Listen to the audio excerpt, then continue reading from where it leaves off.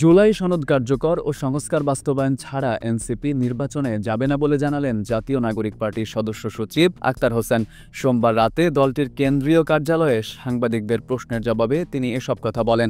আক্তার হোসেন বলেন, আইন শৃঙ্খলার যে পরিস্থিতি তাতে ফেব্রুয়ারির মধ্যে নির্বাচন দেওয়ার মতো পরিস্থিতি তৈরি করা সম্ভব হবে কিনা তা নিয়ে সংশয় রয়েছে।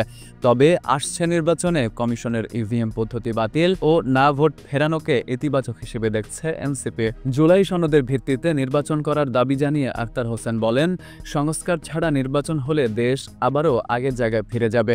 জুলাই সনদ ছাড়া নির্বাচন গণতন্ত্রকে সুরক্ষিত করতে পারবে না। এটা দিন শেষে আমাদের সাথে একটা প্রহসনে পরিণত হবে। সংস্কার এবং জুলাই সনদ কার্যকর না করা হলে যে নির্বাচন হবে তার কোনো মানে থাকে না।